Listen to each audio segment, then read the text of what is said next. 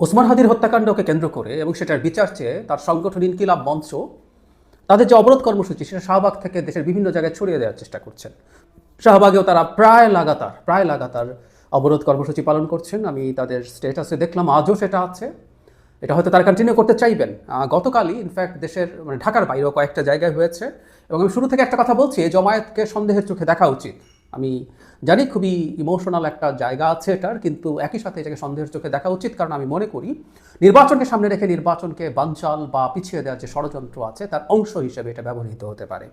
গতকাল বেশ কিছু জায়গায় ঢাকার বাইরে এটা অবরোধ কর্মসূচি হয়েছে। শাহবাগে তো ছিলই, চট্টগ্রামের নতুন ব্রিজ, রাজশাহীর তালাইমারি, সিলেটের চৌহাট্টা, খুলনার শিববাড়ি মোড়, বরিশালের নথুল্লাবাদ, গাজীপুরের চন্দনা উপজেলার নারায়ণগঞ্জের সাইনবোর্ড, কুমিল্লার পূবালী চত্বর, এসব জায়গায় হয়েছে এবং এতে প্রচুর ভোগান্তি হয়েছে। রাজশাহী ঢাকা, বরিশাল ঢাকা, ময়মনসিংহ ঢাকা, চট্টগ্রাম ঢাকা মহাসড়কে যান চলাচল বন্ধ হয়ে যায়। গতকাল তারা একটা দাবি জানিয়েছেন তাদের সব মঞ্চ থেকে। একটা কথা বলে রাখা ভালো যে তারা কোনো রেসপন্স পাননি তা না। সরকারের একজন উপদেষ্টা সৈয়দা রিজওয়ানা হাসান গিয়েছিলেন দুদিন আগে, গিয়ে তারা 7ই জানুয়ারির মধ্যে চার্জশিট দেবেন এবং এই সরকার থাকাকালীন সময়ে বিচার সম্পন্ন করে যাবেন বলে বলেছেন। স্বরাষ্ট্র উপদেষ্টাও গতকাল দেখলাম তিনিও একইভাবে আশ্বস্ত করেছেন। তাহলে সরকার ইজ রেসপন্ডিং এবং একটা তথ্য আমাদের সামনে এসে হাজির হয়েছে। সম্ভবত আমাদের পুলিশ অন্তত বলছে যে হত্যাকারীরা, অভিযুক্তরা ভারতে পালিয়ে গেছেন, যদিও ভারত সরকার এটাকে অস্বীকার করেছে। তারা এখন যে দাবি করছেন ইনকিলাব মঞ্চ, যেটা গতকাল জানিয়েছে 24 দিনের মধ্যে বিচার কার্য সম্পাদন করতে বলছেন।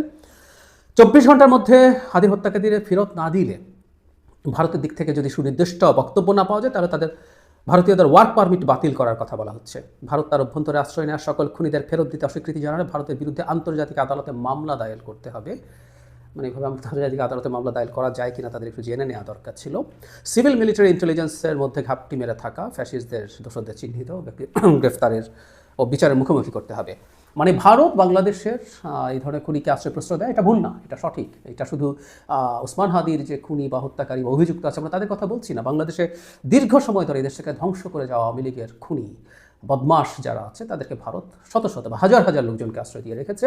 শুধু তাই না, সেই মাটিতে বসে এদের যে শিরোমণি শেখ হাসিনা বাংলাদেশকে প্রতিনিয়ত হুমকি দিয়ে যাচ্ছেন। এটা একটা দিক আছে এবং এটা নিয়ে ভারতের উপর আমাদের চাপ তৈরি করাও দরকার আছে।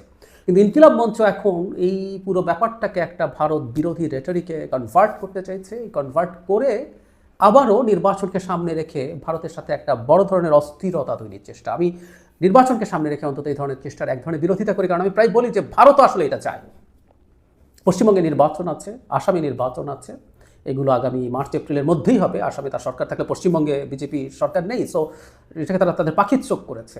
সুতরাং আমরা এই ধরনের চেষ্টা বা এই ধরনের জজবা তুলে আলটিমেটলি আসলে ভারতের পারপাস সার্ভ করছি এবং ভারতও চাইবে বাংলাদেশ এটাকে কেন্দ্র করে অস্থিরতা হোক। অস্থিরতা হলে ভারতের যেমন অভ্যন্তরীণ রাজনীতির লাভ আছে, একই সাথে আমাদের নির্বাচন ঠিকঠাক মতো হবে না, নির্বাচন হলেও সেটা প্রচুর সংঘাতপূর্ণ হওয়ার সম্ভাবনা আছে। সো এই ধরনের প্রেক্ষাপট বা পরিস্থিতি তৈরি হচ্ছে আমি মনে করি। সুতরাং ইনকিলাব মঞ্চের এই জমায়েতটাকে সন্দেহের চোখে দেখা উচিত এবং আমি আগেও বলেছি, আমি আহ্বান জানাই তাদের কাছে, সরকারকে কাজ করতে দিন। সরকার এই ব্যাপারে আন্তরিকতা দেখিয়েছে, আর পরবর্তীতে অন্তত নির্বাচনকে সামনে রেখে নির্বাচন হওয়াটাকে একটা বৃহৎ স্বার্থ বিবেচনা করে এটাকে তুলনামূলকভাবে, আমি প্রায় বলছি, আমরা অনেকেই বলেছি এই কথা, ওসমান হাদি নিজে নির্বাচন করতে যাচ্ছিলেন, তার বোনও তার হত্যাকাণ্ডের পর বলেছেন এতে যাতে নির্বাচনে কোনো রকম কোনো সমস্যা না হয়। তাদের দিক থেকেই সদিচ্ছা দেখানো দরকার। আর যদি সেটা নাও হয়, আমি মনে করি সরকার যদি সুষ্ঠুভাবে একটা নির্বাচন করতে চায়, মনোনয়নপত্র জমাদানের শেষ দিন আজকে গেল, মানে দেশ পুরোপুরি নির্বাচনের মধ্যে ঢুকে পড়েছে। এই সময় এই ধরনের জমায়েত হওয়া, এই ধরনের এলিমেন্টকে অ্যাক্টিভ হতে দেওয়া বা অ্যাক্টিভ